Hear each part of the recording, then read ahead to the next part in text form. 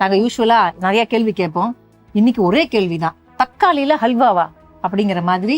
எப்படி இந்த ஐடியா நீங்க செஞ்சு பாத்திருக்கீங்களா? எங்க இந்த கண்டுபிடிச்சீங்க? செய்து பார்த்துருக்கேன். நான் எல்லாம் கிறிஸ்மஸ்க்கு எல்லாம் பலகாரம்லாம் செய்வோம், அதுல செய்து. சூப்பர். ஓகே. ஓ, கிறிஸ்மஸ்க்கு நீங்க பண்ணிருக்கீங்களா இல்ல இது எப்பவுமே இருக்கிற ஒரு விஷயமா? நீங்க உங்களோட கிரியேட்டிவிட்டி. ஆமா. அடடா. ஓகே. சோ கிறிஸ்மஸ்க்கே பண்ணிருக்காங்க அப்படின்னா அடி தூளா தான் இருக்க போகுது. அண்ட் இப்போதைக்கு நமக்கு கிறிஸ்மஸ் இல்ல, இன்னும் வந்து கிருஷ்ணர் ஜெயந்தியே வரல. ஸோ அன்னைக்கு கூட நீங்க இதை ட்ரை பண்ணலாம், ஒன்றும் பிரச்சனை இல்லை. ஹல்வாவை பொறுத்த வரைக்கும் இன்னைக்கு தான் பண்ணணும், அந்த நாள் தான் பண்ணணும் அப்படிலாம் கிடையாது. ஹல்வா பண்றதுக்கு நோ டைமிங், எனி டைம்ல நீங்க பண்ணலாம். ஓகே. ஸோ இந்த தக்காளி ஹல்வாக்கு என்னென்ன தேவை அப்படிங்கறத பார்த்துட்டு குக் பண்ண ஆரம்பிச்சிடலாம் மேம். ஓகே. தக்காளி, பேரிச்சம்பழம், சர்க்கரை, நெய், முந்திரி. இந்த கடாய் ஆல்ரெடி நம்ம வந்து ரெடியா வச்சிருக்கோம். அந்த கடாயில நம்ம தக்காளியை ஃபர்ஸ்ட் வேக வச்சிடலாம். தண்ணி அதுல இருக்கு மேம். ஓகே.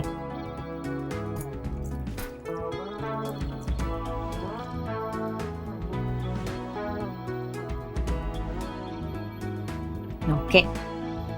தக்காளி வேகறதுக்கு நம்ம வந்து தண்ணி முழுகிற அளவுக்கு போடணும் இல்லையா? போட்டுட்டு க்ளோஸ் பண்ணி வச்சிடலாமா? தண்ணியை போட்டுட்டு நம்ம க்ளோஸ் பண்ணி வச்சிருக்கிறோம். ஓகே. ஹைல தான் இருக்கு மேம். ஆனா தக்காளி தானே அப்படின்னா வதங்கறதுக்கு எவ்வளவு நேரம் வெயிட் பண்ணணுமோ அதே மாதிரிதான் தக்காளி வேகறதுக்கும் அவ்வளவு நேரம் வெயிட் பண்ணணும்.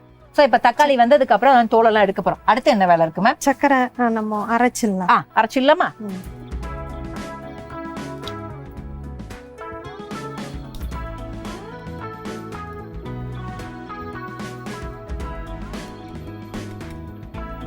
ஓகே. தக்காளியை வேக வச்சுட்டோம், சர்க்கரையை இப்ப அரைக்க போறோம். நல்லா பவுடர் ஆக்கிடலாம்ல? பவுடர்.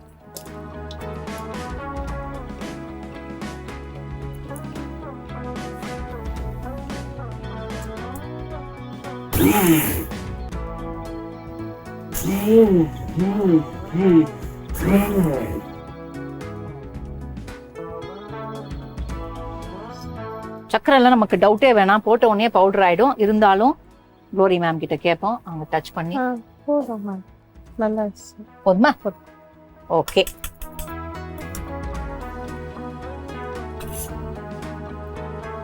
இதை எடுத்து வச்சுப்போம். அடுத்து என்ன பண்ண போறோமோ அது தக்காளி கிடைக்கணுமா இல்ல வேற ஏதாவது வேலைகள் நமக்கு இருக்காம? அவ்வளவுதான், தக்காளி. ஓகே. தக்காளி வந்தாதான் அடுத்த வேலை இல்லையா? ஓகே. சோ இப்ப என்ன அப்படின்னா தக்காளிய ஓபன் பண்ணி பார்க்கலாம். ஓகே. தக்காளி ஓபன் பண்ணி பாக்குறது மட்டும் இல்ல, கொஞ்சம் நான் வந்து இந்த பக்கம் அந்த பக்கம். ஐயோ, தக்காளி இன்னும் போட்ட மாதிரியே அதே சாலிடா இருக்கு. கொஞ்சம் கூட ஒரு ஆட்டமும் இல்லையேம்பாங்களா, அது மாதிரி ஒரு ஆட்டமும் தெரியல. இவ்வளவு நேரம் நம்ம குக் பண்ணிருக்கோம். ஸோ இது கொஞ்சம் டைம் எடுக்கும். ஏன்னா இதே மாதிரி தக்காளியை நம்ம ஊற வச்சு என்ன பண்ணுவோம்னா பியூரி எடுக்கிறது. ஓகே. ஸோ பியூரி எடுக்கும் போது என்ன ஆகும்னா கெச்சப்லாம் பண்ணும்போது இந்த ஒரு விஷயத்த தக்காளி சூப்புக்கு இதை ஃபாலோ பண்ணுவோம். அந்த ஒரு கைண்ட் ஆஃப் சட்னி இருக்கு. அந்த சட்னிக்கும் பாத்தீங்கன்னா இப்படி தக்காளியை எடுத்து பீல் பண்ணி அதுக்கப்புறம் யூஸ் பண்ணுவோம். ஸோ இது கொஞ்சம் டைம் எடுக்கிற ஒரு விஷயம் தான். ரெடி ஆகட்டும். ஓகே. மறுபடியும் மூடி வச்சிருவோம். அண்ட் எப்படி வந்து படத்துல எல்லாம் சொல்லுவாங்கல்ல, ஒரு பிளாஷ்பேக் திடீர்னு பாத்தீங்கன்னா நடுவுல இருக்கும், ஒரு 10 வருஷம் தள்ளி போயிருவாங்க. அது மாதிரிதான் இது. இப்ப நம்ம விட்டோம் அப்படின்னா கொஞ்சம் டைம் எடுக்கும். அந்த வருஷத்துலதான் நம்ம அதை பார்க்கணும். அந்த அளவுக்கு அதுல வந்து நமக்கு அது குக் ஆறது மட்டும் கிடையாது, அதை நம்ம எடுத்தோம் அப்படின்னா ஈஸியா பீல் பண்ண வரணும். அப்படி அது வந்து எங்கேயாவது சதையோட வந்துச்சு அப்படின்னா தக்காளி இன்னும் பாயிலால அகைன் பாயில் பண்ணணும். ஸோ அதனால அது பாயில் பண்ணி வரட்டும். இப்போ இந்த வேலைகள்லாம் மற்ற வேலையெல்லாம் முடிச்சாச்சு. அரைக்கணுமா மேம்? இல்ல ஓகே. தக்காளி எந்த நிலம்ல இருக்கு அப்படிங்கறத பார்க்கலாம். ஓபன் பண்ணலாம். தக்காளி அந்த தோல் தனியா நம்ம போதுங்களா மேம்? ஓகே. இப்போ ஆஃப் பண்றதுக்கு முன்னாடி நம்ம மக்களுக்கு காமிச்சிருவோம். பாத்தீங்கன்னா உங்களுக்கு தெரியும். சோ தோல் தனியா வர ஆரம்பிச்சிருச்சு. இந்த கன்சிஸ்டன்சில நீங்க ஆஃப் பண்ணணும். சோ ஆஃப் பண்ணிட்டேன். இப்போ இன்னும் விசிபிளா இருக்கும். தக்காளியோட தோல் தனியா வந்துருச்சு. Okay ma'am. சோ இப்போ அடுத்து என்ன பண்ண போறோம்? இதுல எடுத்துட்டு ஆற வச்சுட்டு உரிக்கும். Okay fine. இந்த இதுல எடுத்து கொடுத்துருங்க. இந்த தண்ணி நமக்கு தேவைப்படாதா மேம்? அப்படி இருக்கட்டும், கொஞ்சம் நம்ம எடுத்துக்கலாம். ஓ, தேவைப்பட்டா. ஆமா. ஓகே. அப்படி இல்லைன்னா நீங்க எப்படி இருந்தாலும் வீட்டுல இந்த ஹல்வா பண்ணும்போது ரசம் பண்ணாம இருங்க. இந்த தண்ணியை நீங்க ரசத்துக்கு ஆட் பண்ணிக்கலாம், இன்னும் சூப்பரா இருக்கும்.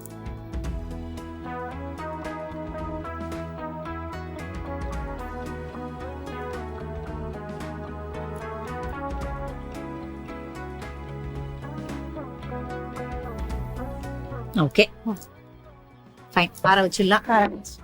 அண்ட் கொஞ்சம் ஆறுனதுக்கு அப்புறம் பீல் பண்ணி எடுத்துடலாங்களா? சரி.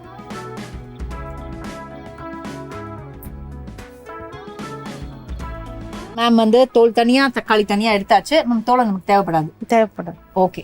ஸோ இது போதுமா, இன்னும் கொஞ்சம் ஆறணுமா? போதும் நம்ம போட்டு. ஓகே. ஸோ இப்போ என்ன பண்ண போறோம்? அடுத்தது கடாயில போட்டு அந்த இது கடாயில போட்டு நல்லா கிண்டிக்கினே இருக்கும்போது சக்கரை போடுவேன். ஃபைன். அப்ப இதை எடுத்து இப்படி வச்சிருங்க. நமக்கு ஃப்ரெஷ் கடாய் எடுத்துப்போம். ஓகேவா?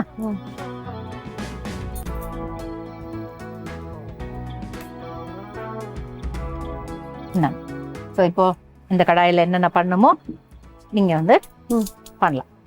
சரி. நெய் ஊற்றி வறக்கணும். போட்டு ஓகே. அது நெய் நமக்கு அப்பப்ப தேவைப்படும். No problem. லாஸ்ட்ல அப்புறம் இதுல கொஞ்சம் முந்திரி ஓகே.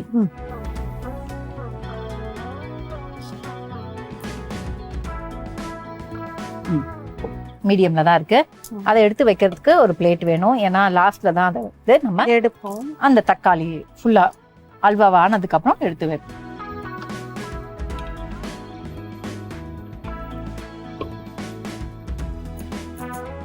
இந்த தக்காளியில குக் பண்றது எனக்கு நிஜமாவே புதுசா இருக்கு. ஏன் அப்படின்னா தக்காளியில வந்து மிஞ்சி போனா தக்காளியில நான் சூப்பு, ரசம் அண்ட் எல்லாத்துக்குமே தக்காளி வெங்காயம் சேர்ப்போம். அவ்வளவுதான். இந்த தக்காளியை டாமினேட் பண்ணி தக்காளியே ஒரு ஸ்டாரா வச்சது என்ன அப்படின்னு பாத்தீங்கன்னா ரசம் தான். ஏன்னா தக்காளி ரசத்துல பூண்டு ஆட் பண்ண மாட்டாங்க. பருப்பு எல்லாம் இருக்கும், அதெல்லாம் வித்தியாசமா இருக்கும். That is different. ஆனா வந்து டொமேட்டோ சூப்புங்கிறது டொமேட்டோவை பேஸ் பண்ண ஒரு விஷயம். தக்காளி ஊறுகாய் பண்ணுவாங்க, தக்காளி சட்னி பண்ணுவாங்க. பட் தக்காளி ஹல்வா அப்படிங்கிறது அடடா, இது எங்க மேம் தோணுச்சு இந்த ஐடியா உங்களுக்கு? நிறைய தக்காளி இருக்கும்ல. ட்ரை பண்ணி பார்க்கலாம் அப்படின்னு சொல்லிட்டு. கரெக்டா. திடீர்னு பாத்தீங்கன்னா நம்ம நினைச்சு கூட பார்க்க முடியாது. 1 கிலோ தக்காளி 20 ரூபா, 2 கிலோ தக்காளி 20 ரூபாம்பாங்க. என்ன நான் கேட்கறது நிஜமா அப்படின்ற மாதிரி நம்ம போயிட்டு வாங்கி வந்துருவோம். அந்த தக்காளியில என்ன பண்றதுன்னு நமக்கு தெரியாது. மிஞ்சி போனா வந்து பிக்கிள் போட்டு வைப்போம். அந்த பிக்கிள் வந்து ஃப்ரிட்ஜ்லயே இருக்கும், அதை சாப்பிட்டுப்போம். அது வேற ஒரு விஷயம். ஆனா அதுல ஸ்வீட் பண்ணணும்னு தோணி இருக்கு பாருங்க உங்களுக்கு. அங்கதான் அந்த தாட்.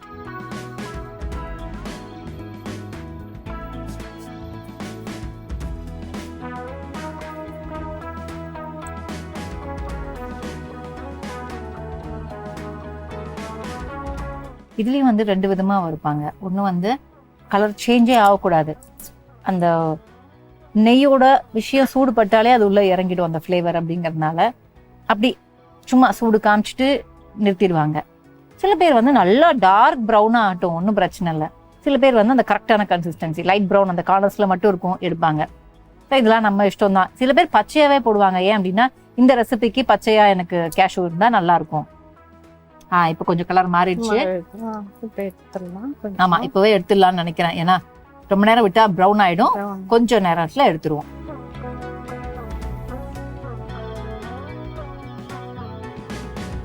வாசனையே வந்துடுது.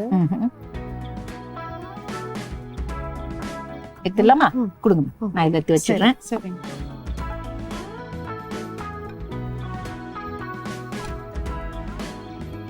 ஓகே, எப்படி போட்டுடலாமா? போடலாமா?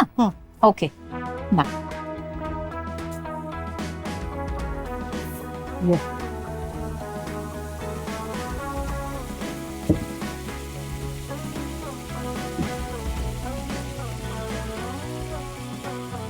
இங்க ஒரு தோல் இருக்கு, அதை எடுத்துருவோமா?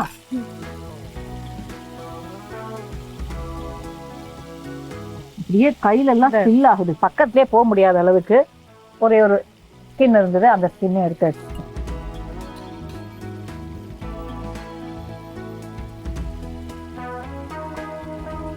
கொஞ்சம் அந்த தண்ணி தண்ணி இருக்கு. ஓ, இந்த தக்காளி தண்ணியா? தக்காளி தண்ணி இந்தாங்க மேம்.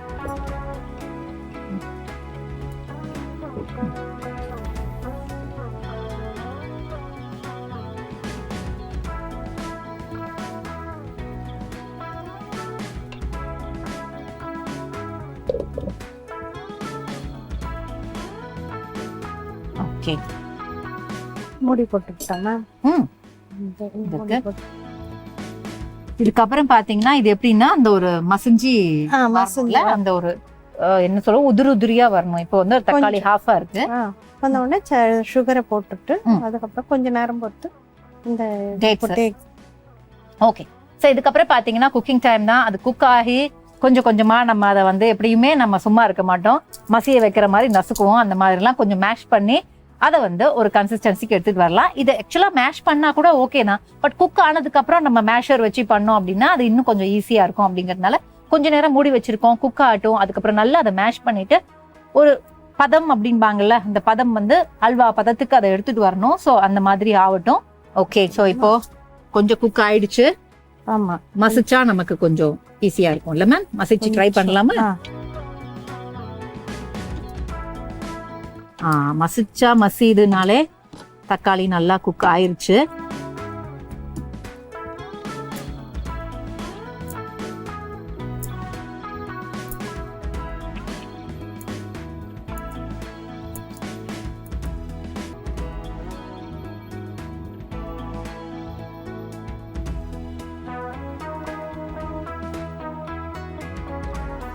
கொஞ்சம் குக் ஆனா தனித்தனியா வந்துடும், பீஸ் பீஸா. இப்போ நம்ம எப்படி போட்ட தக்காளி இப்ப எப்படி மாறி இருக்கு பாருங்க மேம். இப்போ இது போதுமா, இன்னும் குக் பண்ண போறோமா? இப்போ இத போட்டுறணும். போட்டு அது குக் பண்ணினே இருக்கும்போது இது ஆயிடும். சோ இந்த இதுங்கிறது நம்ம வந்து பேரிச்சம்பழம் தோல் எடுத்து இல்ல சீடு எடுத்து வச்சிருக்கோம், அதை போட போறோம். போட்டுடலாம்.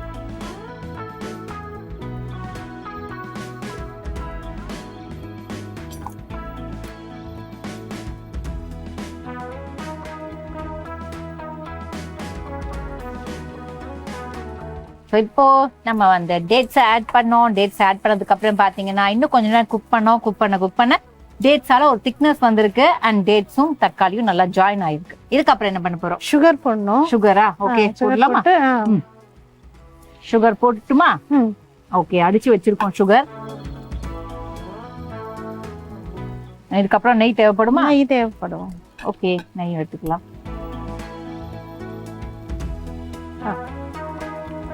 சுகர் ஓகே, நெய் இருக்கட்டும். மறுபடியும் தேவைப்பட்ட ஆட் பண்ணிப்போம். இப்போ சுகர் ஆட் பண்ணலாம். சரி, போட்டுமா? போட்டுமா? போடுங்க. இன்னும் கொஞ்சம் பாருங்க. போட்டுமா?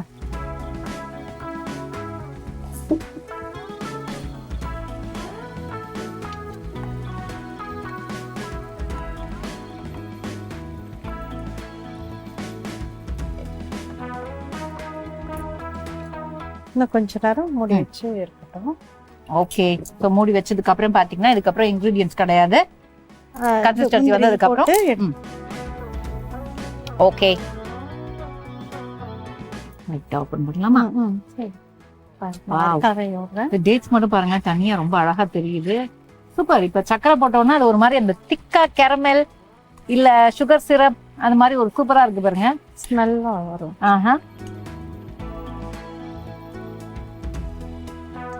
நெய்யோட வாசனையும் டேட்ஸோட வாசனையும். ஓகே,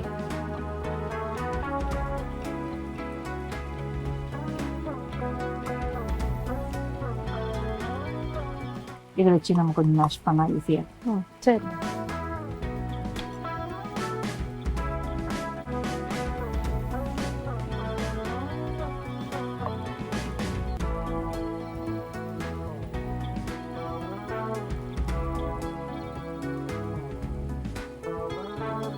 இன்னும் கொஞ்சம் மூடி வைக்கலாமா? கொஞ்சம் மூடி வேணுமா? ஓகே,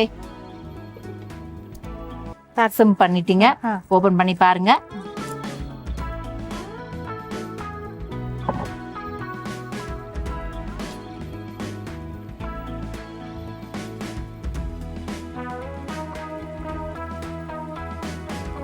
இப்ப போட்டு எடுத்துடலாம். ஓகே, போடலாமா? போடலாம். ஸோ 2 பீஸ் ஆஃப் முந்திரி மட்டும் நான் வச்சுக்கிறேன். ஏன் அப்படின்னா கார்னிஷ் பண்ணிட்டு நம்ம வந்து மேல கார்னிஷ் பண்றதுக்கு வைப்போம் இல்லையா, அதுக்காக.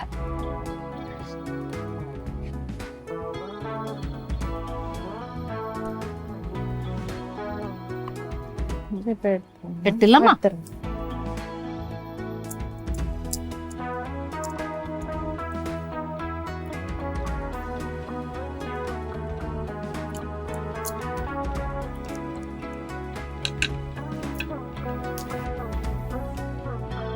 இந்த தக்காளி ஹல்வாவை எப்படி செஞ்சோம் அப்படிங்கிற செய்முறையை பார்த்துடலாம். தக்காளியை நம்ம எப்படி கட் பண்ணி வச்சிருந்தாங்க, மிட்லன்னு பார்த்தீங்க அந்த ஸ்டெம் போர்ஷன் வேணாம் அப்படிங்கிறதுனால கட் பண்ணி வச்சிருந்தாங்க.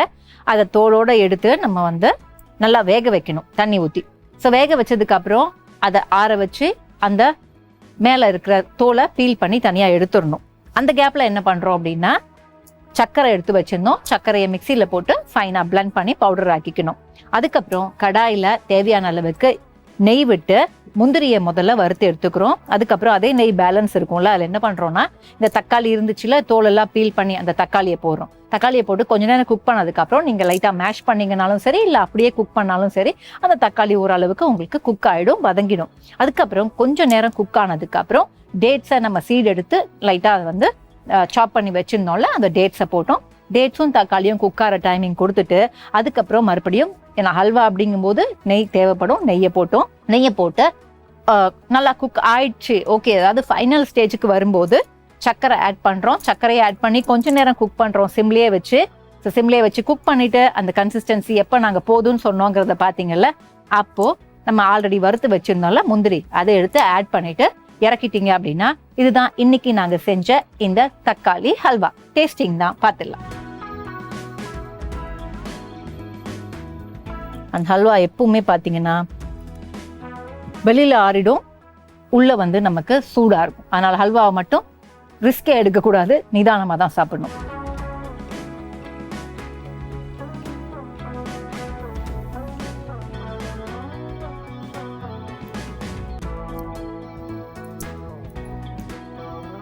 நான் எடுத்தது தக்காளியா டேட்ஸா அப்படின்னு கேட்டீங்கன்னா டேட்ஸ். தக்காளியை நம்ம டேஸ்ட் பண்ணணும். திஸ் இஸ் தக்காளி.